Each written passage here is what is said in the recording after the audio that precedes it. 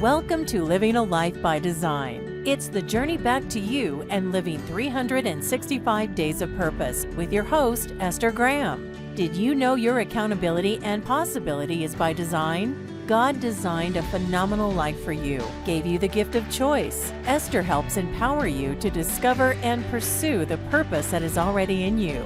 Are you ready to look at yourself and see your future? Then get back to what is really important in life and get in alignment with your true self.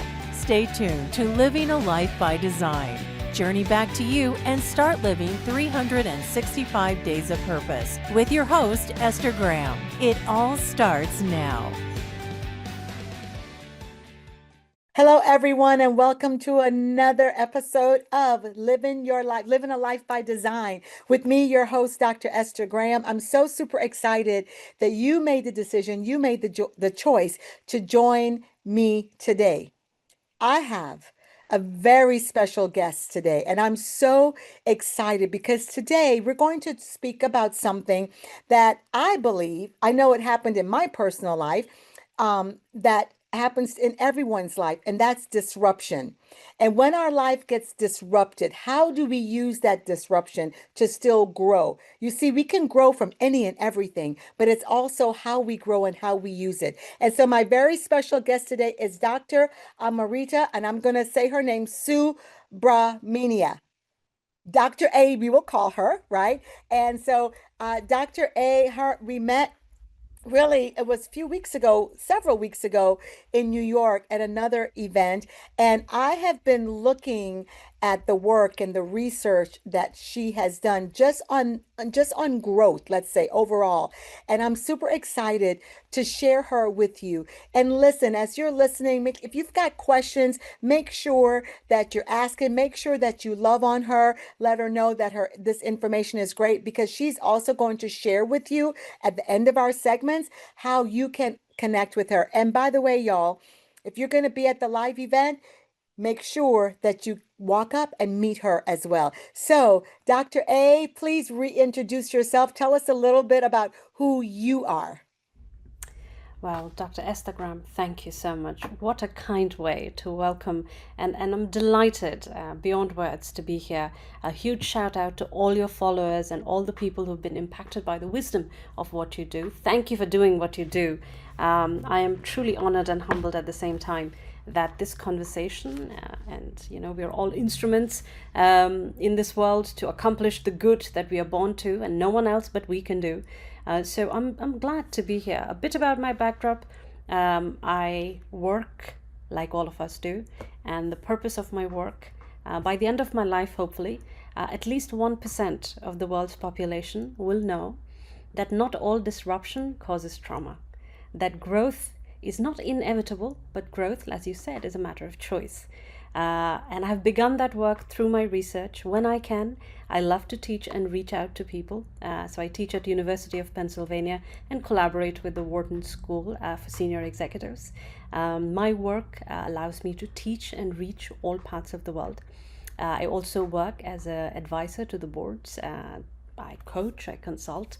I manage a portfolio, but all of it is related to the singular theme that we all suffer the consequences of modern life, the consequences of turbulence, the consequences of crisis, one after the other. But we don't all grow. So we suffer, but we don't all grow. And how to grow well, that is my pursuit. I love that we all suffer, but we all don't grow, and how to grow well. And that's the piece that I really want to focus on, is that how do we grow well? Because we all go through things in our lives, but we all don't grow well. And what we want to do in life while we're still here to accomplish the things that I like to say that God, has really placed us on this earth. We are instruments. But we can't accomplish those things if we don't grow, right? And so here's my first question for you is, in seasons of disruption, many people feel stuck or even defeated. What was a pivotal moment for you when disruption actually became the doorway to growth? What a magnificent ask to review one's life. I will say this, that there have been a string of pearls. The disruption has been that I wear around my heart.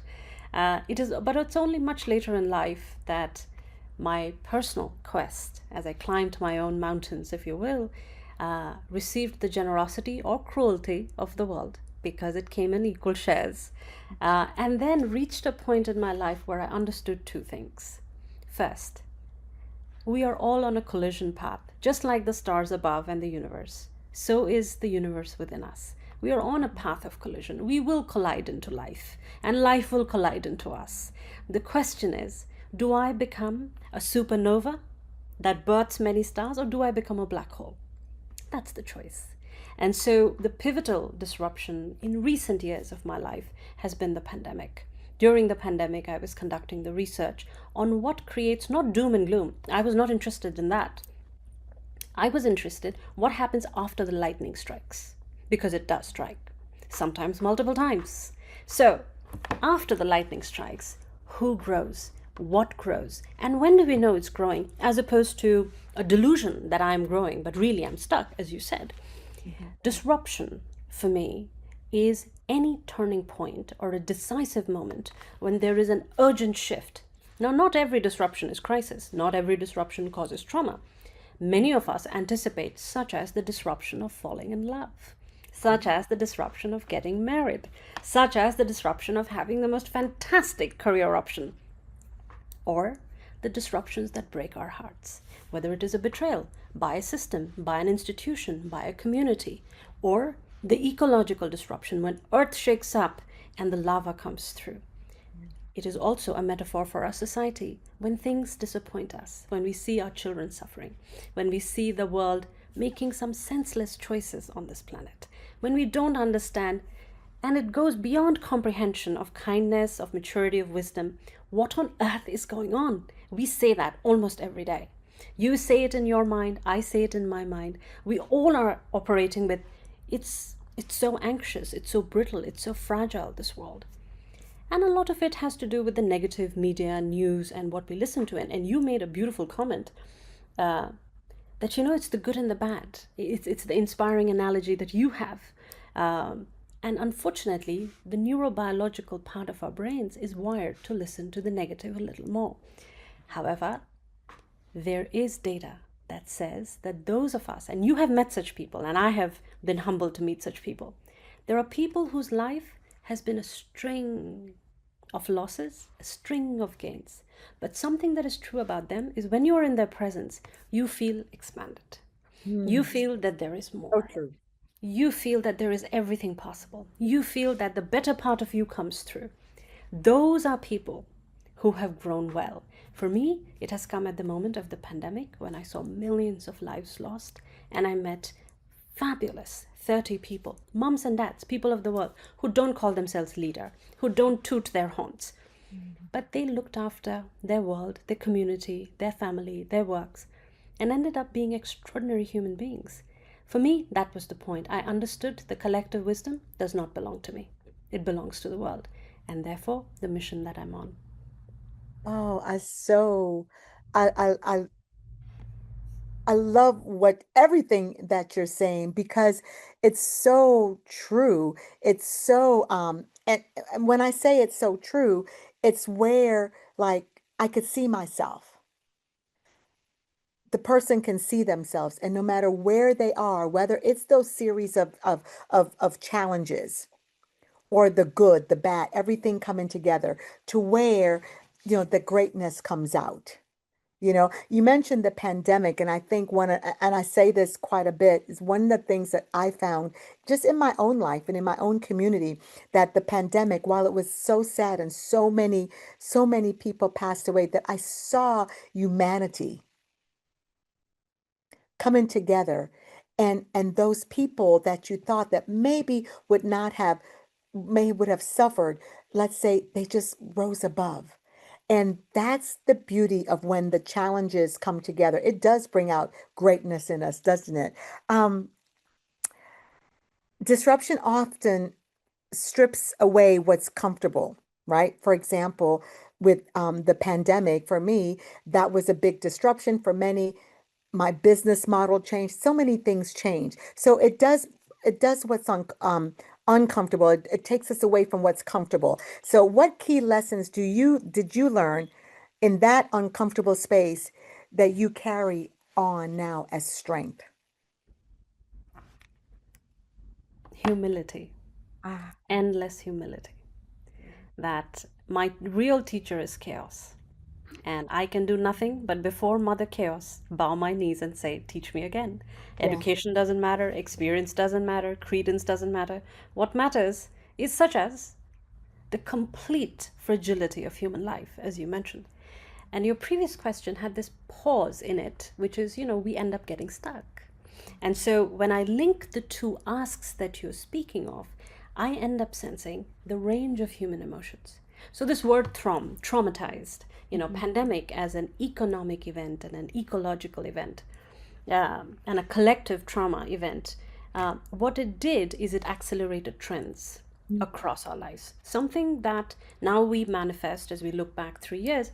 Within that period, how much happened? Whether it we are talking impersonally, like technology, world, pace, or we are talking in the internal universe. Yes. You see, everyone goes through the lightning strike. Throm, the word means a daydream. Now, if we take pandemic as one experience, not just AI, which is the buzzword for now, but the pandemic, Throm, the word in German means daydream. How many of us have said in a moment of deep joy or deep grief, the depth is what is an indicator, it feels like a dream, or it feels like a nightmare I'm not waking up from. And so, irrespective of what label we give, the intensity of dissociation cannot be happening. This must not be real, if you will. And so, we can feel two things. We can feel great excitement, such as falling in love with something, a passion, a purpose, a mission, or falling out of love with a vision and insight and understanding. Can lead to great heightened creativity or can lead to a very deep powerlessness, a shock to the system, often unspeakable, becoming a wordless scream.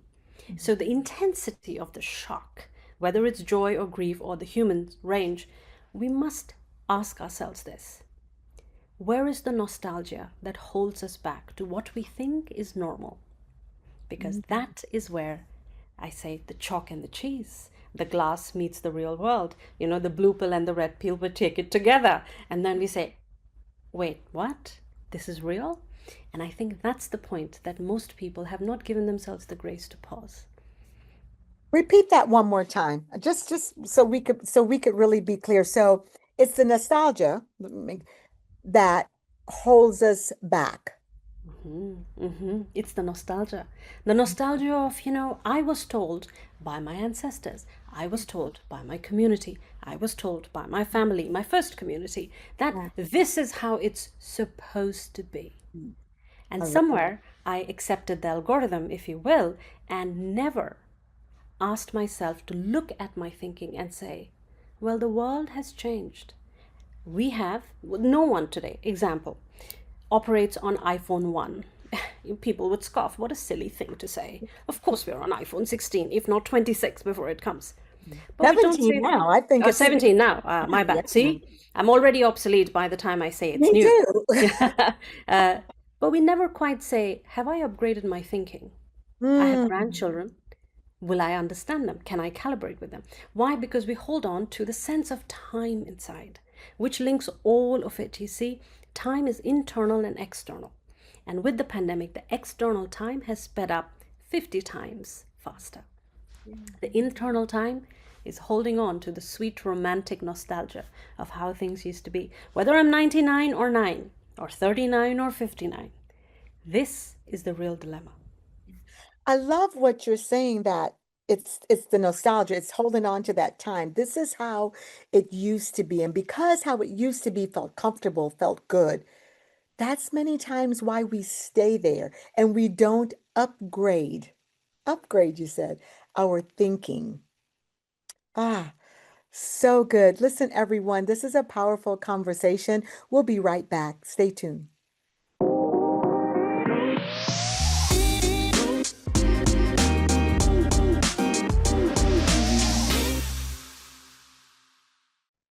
everyone. So we are back with Dr.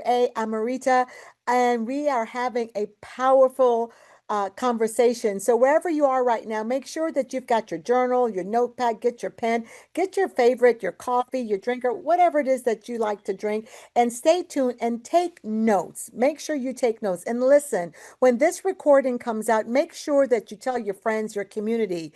Make sure you share it because this is information. What we're talking about today is for everyone. It's for everyone. And I'm so super excited. That's my favorite word, y'all. The word super excited, right?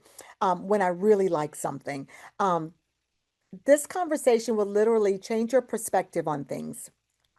This conversation will move you. And so I want to make sure that you're taking in everything that's being said. So grab your paper, grab your pen, and take notes. And make sure that you don't listen to it one time, but subscribe and listen to the recordings. This is really going to help you. So, Dr. A, let's continue our conversation from where we left off. I've got another question for you. I have to put my glasses on so I can see. So, after disruption, growth isn't about going back to normal, which is what we spoke of, right? But it's creating something new. It's not staying in that nostalgic area, how it used to be. I'm guilty of that. So, how do you redesign your vision, your systems, or even your mindset to move forward stronger? What a question. What a question. I wish, if 5% of the world's top leaders' time was invested in that question, our world would not need the kind of attention it does today. If 5%, just 5% of time, Yeah. just 5. Because here's why. You see, the life force, by the nature of it, is uncurbed and unbridled. And so when we get into a crisis, which I will now use as a technical term, which is a shift, a pivot from whatever the nostalgia of the norm was, whatever I was used to, what I would say typical, and take it for granted. When I cannot take life for granted anymore, I am in the deep state of discomfort, exactly as you said. This discomfort is neither good nor bad. However, my response to it is what defines the path. And there are 4 paths to follow. Each one of us experience it at 4 levels, and we are members of these systems which we as human beings have created. So the first is I, me, myself. How do I see it? My internal GPS, my relationship to me. So say as a beautiful, I am going to be a grandmother. This is the first time. I am going to get married. This is the first time. I am buying my new home. This is the first time. My child got through the best program. This is, a new disruption.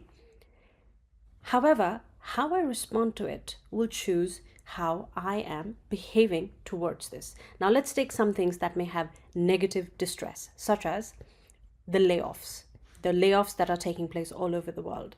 The news that someone has been diagnosed with a very, very rare form of a disease that has low percentage of someone making it through, or my own family member who now needs to go to a rehab and a hospice because of urgent care treatment long term till the end of their life.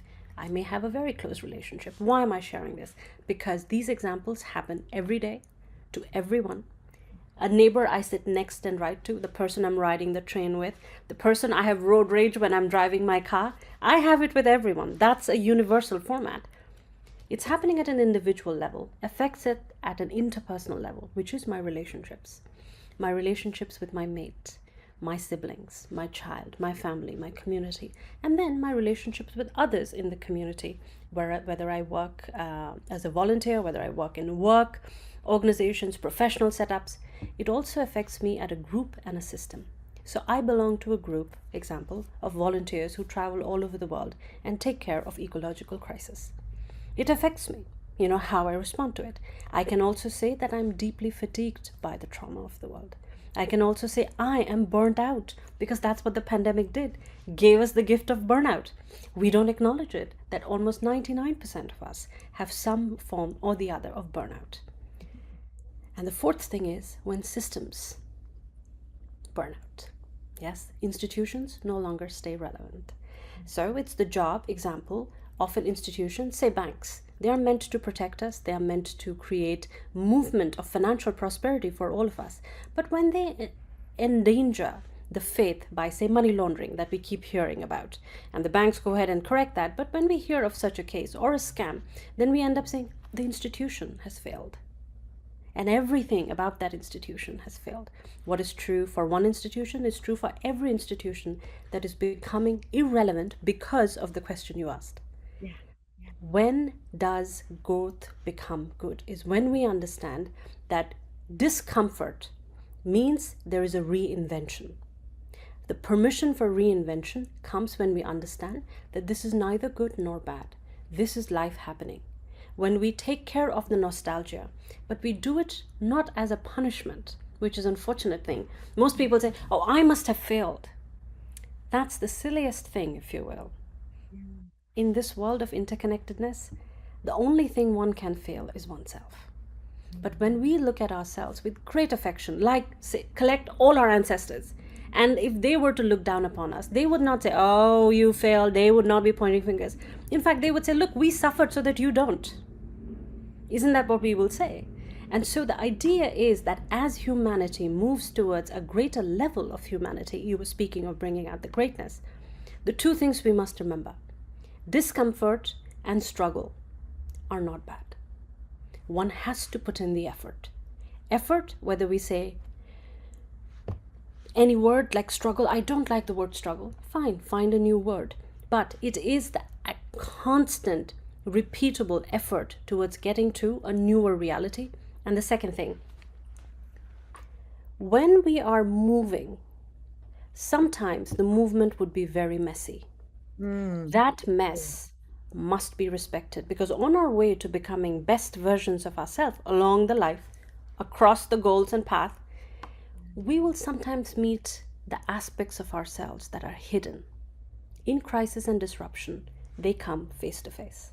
And at that point, do we remember to respect ourselves? Do we remember to respect our relationships? Do we remember to respect all the good in the world? Or do we then say that the world has failed us? That's the difference between those of us who grow and those of us who become fossilized in pain. So good. There's often I'm trying to think of what it is. I use it sometimes, but basically what I hear you saying is that the incidents happen, the incident, then there's the response to the incident. So 1 + 1 equals the outcome. Oh, so here we have the incident, whatever it is that has taken place in your life or in your world, anything that's around you, your response to it, that will what brings you to the outcome. Yes, it's the inner GPS, the upgrade. So if my inner GPS is stuck and I don't give it permission to look at this with grace, love, humility, but I look at it from the point of view of ego and arrogance and how could it possibly happen to me? That's exactly where things dissolve, dissipate, disintegrate. And as you said earlier, we spend so much time. I mean, our thoughts, we have more negative thoughts than positive thoughts. So it's easy for us to navigate straight to, why did this happen to me? This isn't fair. This is all of these different things, right? That just keeps us there. But when we're thinking about up-leveling our mindset, let's say, when we're thinking about navigating future focus, right? Future focus, um, we have to really consider, how are we responding to this incident? And what is really the desired outcomes? What is it that we really want in our lives, in Right. our community? And I love what you said. It's not just about us, it's our community. It's the world that's around us, because collisions will happen all the time. And we have to get into a place to where we have the correct response based on the desired outcomes, our desired outcomes. Am I hearing you correctly?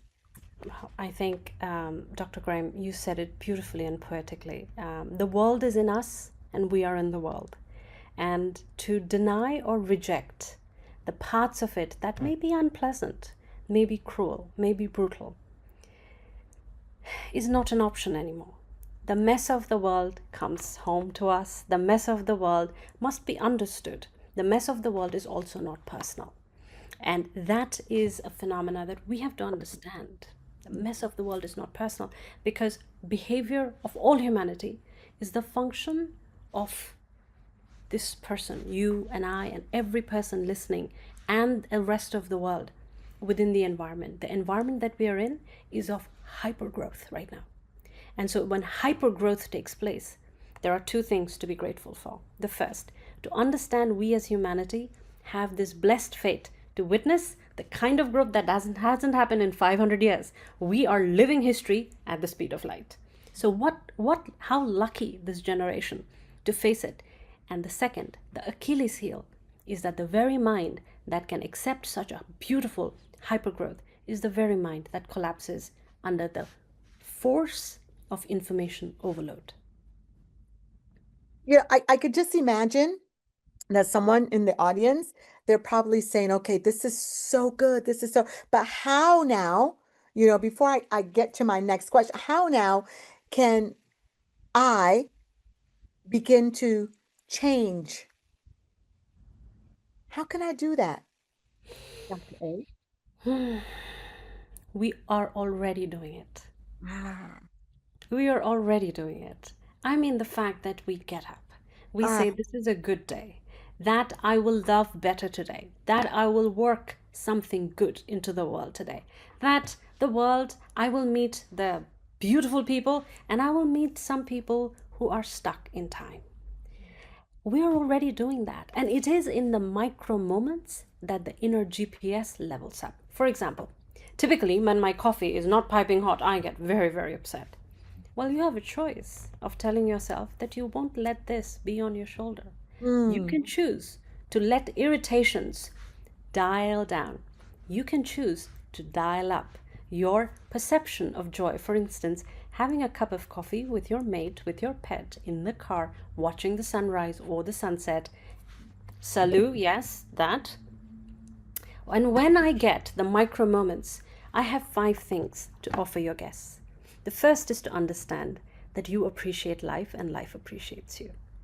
Two, and research has proven that when we appreciate life, life shows us more reasons to appreciate life. oh, It's a yeah. micro choice.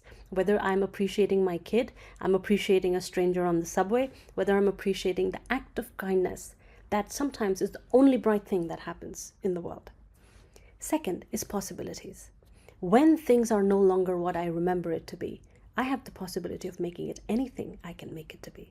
Now, do I choose vengeance, rage, anger, or do I choose grace, compassion, humility? These are my range of choices, going back to the response. Third, can I believe that I have the strength? Because my personal strength is my eternal grace and blessing that I have. Do I have a great relationship with the Spirit? We may follow the frame of faith. We may be scientists and atheists. We might even follow that I am following the course of chaos and nature. No matter what you follow, scientific or following a frame of faith or intuitive knowledge, you are connected to the Spirit. Have you looked at how the Spirit has helped you? How you are holding hands with the Spirit as you co-create your reality? And the fifth one could be just looking at, with a telescope and a microscope, how am I relating to others? Am I relating in the way that expands others, or am I relating in a way that shrinks others? If I'm making others shrink around me, chances are I am deeply fossilizing because of the shock of the pain.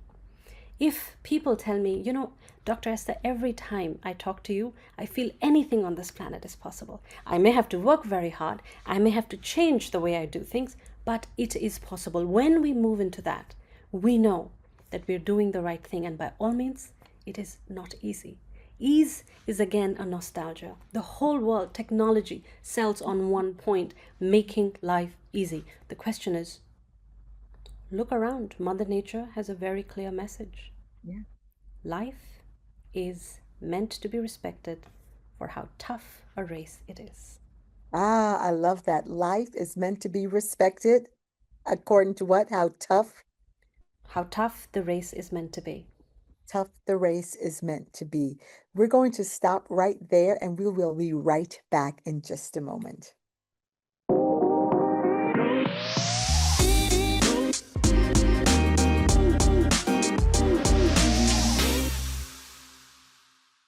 Welcome back. Welcome back. So glad that you are here. We are going to continue our powerful conversation with Dr. A. And so, Dr. A, this has been, I keep using the word powerful. Let me use another word. It has been a very much an enlightening conversation, a conversation that really causes one to really think deeply. A conversation that when you really listen and you're pondering everything that you're saying, you can really take it to the cellular level to where then whatever changes, whatever transformation that needs to take place can literally begin to take place. Many times we look for transformation and we're looking on the outside when transformation really begins on the inside. And for me, it really begins in your mind and in your heart, because I believe that the two are very much connected. And so, as we continue our conversation, many leaders and entrepreneurs, right, are navigating disruption. What advice would you give them about embracing the unknown and turning it into an opportunity for transformation? And when I say for transformation, I'm speaking about, I like to call it life by design, whole life transformation, not just in the business, in your business, but in every area of your life. When transformation begins to take place and they're interconnected, as you say, then everything begins to change in your life. How can we do that? When the question of how comes, most of the time we imagine that the answer is out there, exactly at what you said, exactly. Because our eyes look outward, the eyes don't look at their own eyes and do not consider that perhaps our tacit knowledge, our unknown known knowledge at the back of the mind, the hippocampus, can actually come forward and show us these intuitive, brilliant points that allow us to say, I know it's counterintuitive, but I think that's going to work. I know that's not the rule, but I think that might work.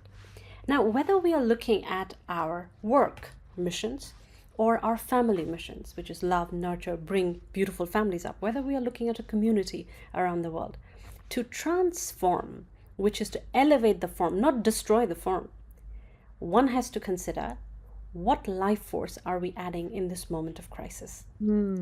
So when we are scaling our ability to be more so that we can do more and know more to accomplish whatever we need to do, and to give ourselves that right, we have to do what is called learn, unlearn, and relearn.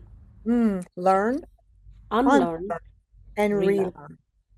And that is why I say humility, because many philosophers, and I've said it in many ways, American, international, that the illiterate of the 21st century, and I think it's Alvin Toffler who I attribute to, the illiterate of the 21st century won't be the ones who cannot read and write, but those of us who cannot learn, unlearn, and relearn. So when you're listening to Dr. Esther Graham ask that question, I invite you to consider this.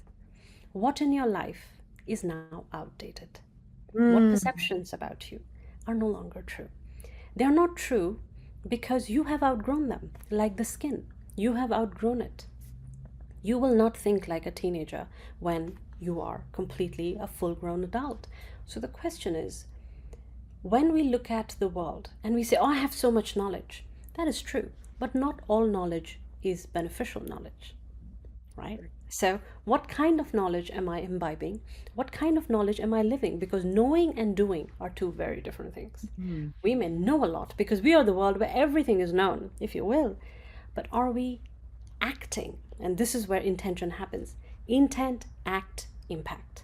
So am I acting with the intent of, say, elevating the relationship, elevating the trust, elevating the camaraderie, elevating the compassion? Whether I'm doing it at work, whether I'm doing it in my family, whether in my community.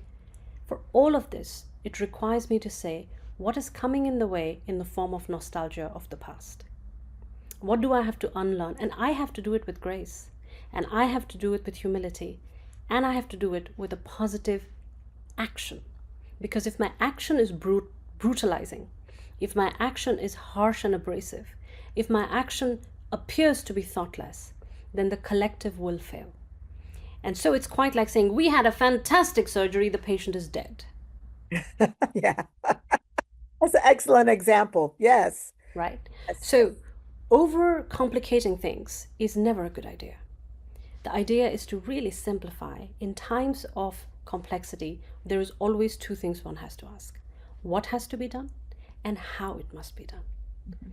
Most of the time, we fixate on one or the other, which is the easier one. What might be easier for some, how is easier for some. And we go into great depths of analysis and we paralyze ourselves because all that knowledge basically says, I don't know what to do. The question you asked, Dr. Graham. So then the question is, who else can inform us beyond the hierarchy of order we may have placed in our head? So say you are my mentor. I will say, I'm going to come to Dr. Graham. But what if my mentor is helping someone else? Does that mean I will not take a decision? So inertia is a danger we must watch out for. When I am kicking the can down the road, saying, I'll let time decide for me, exactly what you were saying. I will be, until I'm forced into that moment, I will not take a decision. So decision making is the number one thing. What is the quality of my decision making? Is it making my life better? Self. Is it improving my relationships? Would my beloved, whoever your beloved is, whether it's a friend, a mate, a sibling, a member within the community, would my beloved, this person, say that I'm a better person as a result of the crisis, that the relationship has become better as a result of the crisis, that my treatment of the entire crisis has created compassion in the system, that the group has become more honest as a result of the way I responded, with the intentionality, because intention is invisible data we cannot see. We judge ourselves on our intentions, we judge others on their actions, right? So I am born nice, everyone else have to prove they're nice. Yeah. That's how trust goes. And if I am someone who has a high history of trauma, God, they need to prove it to me all the time. I'm the skeptic, I'm the cynic, right? Impossible to please me. So when we are looking at the intention, action, and impact, I think the very important question to ask is not decision alone, but the consequence. As a result of this decision, am I better and can I respect myself more in my eyes? In the eyes of my mate, my direct reports, my peers, my supervisors, have I created a better standard of operating? At the level of group, is the group more cohesive, more free, more honest? Is there greater example? Psychological safety in my family. Family is the first group. Fourth, system. Do we have better systems of governance? Have we created systems that regulate everyone's highest good? That is how That intentionally regulate everyone's highest good. good. Yeah. Yeah. So good. So I've had to write intention, action, Impact. impact. Let's talk about that just a little bit more.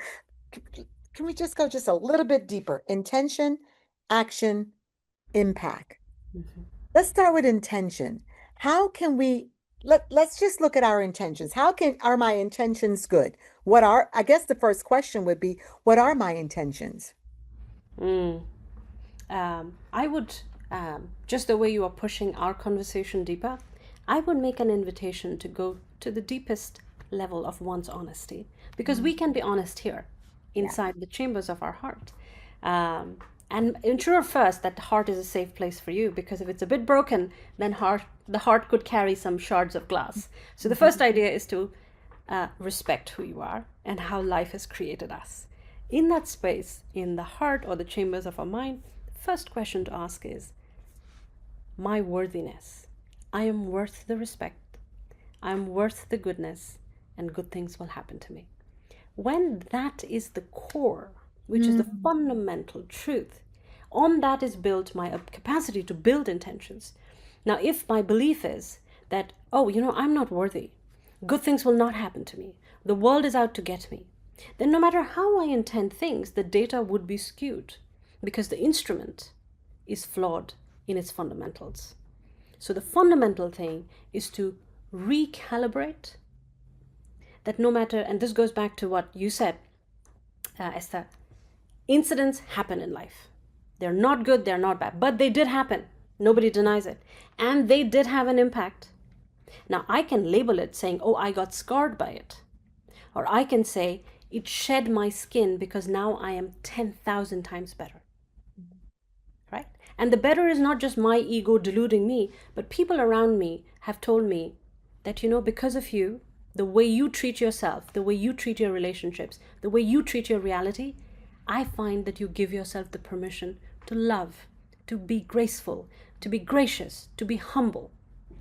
That is data. That is undeniable. So when we say intention, I invite everyone listening to consider first, if anybody ever, for whatever reason, had replaced this cornerstone in your heart that you're a good person, that good things will happen to you, the world is a good place, with a lot of tough reality to comprehend.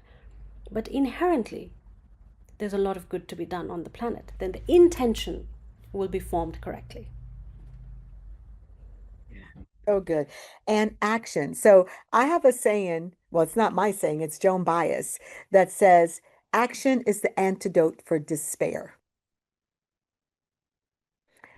And I truly believe that action is the antidote for despair. Get in action. But here's what type of action will you do? Well, I would say get a microscope and a telescope and look at your life, because the idea is you are the architect of your life's consequences. We're the sum total of consequences of decisions we have taken, the decisions that we didn't take, somebody else took for us, or the world took for us. But at the end, when we hold the portrait of our lives in the innermost chambers of our mind and heart, we end up noticing that the cause and effect must be reconciled. Action is an antidote to despair. But the question is the action, as you said, what type? I would offer your viewers and your listeners to consider action to what end? Is it action to keep me busy so that I tell myself, I'm doing, because all of us are doers in some parts of the world. The stillness is scary to us. I would invite that as we set our internal GPS correct, recalibrate it, delete the bugs and the viral and the Trojans that anybody else may have planted. Delete that. Feel free to delete the nostalgia of, I was told I was this. Delete. Yeah. Use that button well and generously. And once we know that the intention is for the highest good, for the collective, then ask, what action will create maximum impact? Because if I'm only acting, for me and my friend, Dr. Graham, that's it. That's how far the circle of goodness would go. Then it's a bubble that a child is blowing, will not withstand. But if I say, with the good that I'm doing, example, the virtue of generosity, the virtue of psychological safety, the strategy of ensuring that the collective voice is respected. These are rippling contagion that works in a society. During the pandemic, to the example, we saw humanity get crushed and we saw humanity rise. We saw both. And those were people who were choosing consequences quite in face of death. That was not happening there. It was happening right here in my home to the person in the next room. That's right. So when the end of life is this close and I cannot distract myself, the real question is, given we have, somebody said it beautifully, I think it was Jody Wellman, that we have 4,000 Mondays to live. And I may have a couple of more snatches of Mondays. 5 minutes, it's God's will, or 5 decades, it's God's will. What am I doing with what my actions are becoming? Because of how I acted today, is somehow the world a better place? And the world could be my family. The world could be my inner world. The world could be my community, my work. The world could be, as leaders of nations, the whole world. And that's a war cry. It's not just my world. So when we look at action, I would truly ask people to focus not on just the rapid decision making, because AI can make a lot of action. And it's an automaton. No, what differentiates us is the quality of consequence. Are we creating quality of consequence? Are we creating better consequences for those we love, including and beginning with ourselves? Is this a better consequence? I love that, the quality of consequences, not just consequences, but the quality of it. And what are you creating? And that's where action should lead to. And then, of course, there is impact. Impact. What's the impact? What level of what type of impact are you making? Beautifully said. Beautifully said. There is also something else, and we were talking offline about this. Some things will remain hidden from us. That is simply, how shall I say, the wheel of time. You sow a seed throughout life. They will grow and sprout in different ways, and one may never come to know about it. So, when we look at the impact of our intention to action, one of the things that one can be gracious with is paradoxes. When things turn out to be opposite. I intended and I acted to create a more honest home, a more honest workplace, a more resilient business. And I ended up creating the opposite. In the face of crisis, it just broke. Yeah. It's a good place to pause and say, am I creating the opposite of my intention? Right? My intention is to build trust in my business, in my relationship, in the way the world listens to good knowledge. But how I'm doing things, which is why I loved your pause on let's go deeper on intent, action, and impact. What is the seen and the unforeseen consequences, which is why quality of consequences matter, on the impact? And what if the impact is opposite? No one on this world, and I imagine, unless someone who's kind of hell-bent on it, no one in this world wakes up and says, today I am going to wed misery. I will ensure everyone is miserable. Every person I meet, I will do that. And I will make sure I am most miserable to myself. Yeah. This state of dis-ease, which freezes us, sometimes is a coping mechanism because we believe we are safer if we believe that there is doom and gloom. Then no one else can disappoint us. Then the impact that will come from all our intentions and actions will be the opposite. So sometimes we have to, exactly in the way you were saying, Dr. Graham, we have to take a pause and calibrate why I'm doing it, what I'm doing, how I'm doing, to what end, and what's the quality of consequences, because that decides the impact. I have to own the impact of bad knowledge, bad use of good knowledge, and irresponsible use of all the technology that we have in the world. Example. Right? Yeah. Power is so good. We have to be responsible, right? And many times we look out for others to be, and we never take on, but we have to be responsible. This has been a enlightening, deep level conversation. I want to say it's been a cellular level called conversation. And how can any of my viewers, how can they connect with you? They said, I've just got to hear her speak some more. I just need to be in her presence. How can they connect with you? Thank you for that. I think a great way would be LinkedIn for now. I'm on LinkedIn. You can look at my Amrita Subramanian, and I'm happy to share that link so that it can be posted so it's easy to find. Also, Grow Beyond Pain is another place where I am putting all data in, because I would not like you to find this data in a short or a meme, which kind of takes away the entire essence of it. I would like you to go straight to the source of good knowledge.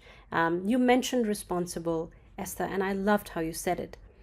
Responsible, the word, if we truly see it, is our ability to respond.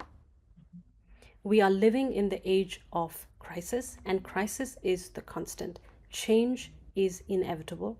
Inevitable. We will suffer, but we won't all grow. So to ensure that we grow, we have to upgrade our hearts and our minds so that we can respond responsibly whether it is to our beloved family, to a community, to the place we work, our mission, our purpose.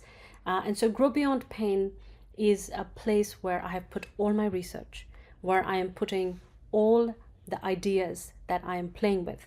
And what I'm also considering is the collective participation. It's not me. This knowledge does not belong to me. And I don't have enough life left to do all the work that needs to be done. So the call is also, and I add to Dr. Graham's call, my call is also, take this and test it. Play with it. Apply it. Yes. Because unless you experiment, you will not know what beautiful, delicious dish of life you can create for yourself. And you can trace it all back to Dr. Esther Graham's conversation. Listen, and it's all going to be so juicy, right? I like to say it's just delicious and juicy, that can really help you take your life. For me, this is a life by design. You know, Yes. this is a life by design. Thank you so much for just being here, taking time out of your busy schedule today. This has been a And real honor and joy.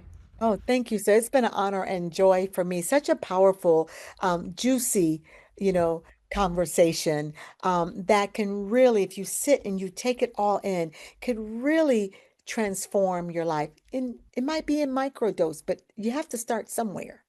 You Yes. have to start somewhere. And so again, thank you so much. Please look her up on LinkedIn. Amrita let me do it. Brahmanian. Subramanian. Did I get it? Perfect. Oh, yay. I got to pat myself on the back. Thank you again so much. Listen, everyone, thank you for joining us. And I cannot wait to connect with you again, to see you again. God bless. Take care. And we'll see you next time. Don't forget to subscribe. Don't forget to look on LinkedIn. Look up Amrita. Look up myself. Go on Facebook. Look us up. And I cannot wait to see you again. God bless and take care again. Bye. You have been listening to Living a Life by Design, the journey back to you, and living 365 days of purpose with host Esther Graham. Listen or watch live every second and fourth Friday at 11 a.m. Pacific on transformationtalkradio.com. Discover that what is possible is already in you. God designed a phenomenal life for you. Esther helps you ignite that energy behind your personal journey for a deeper joy and peace, living 365 days of purpose. For more information on living a life by design, visit fddwomen.com.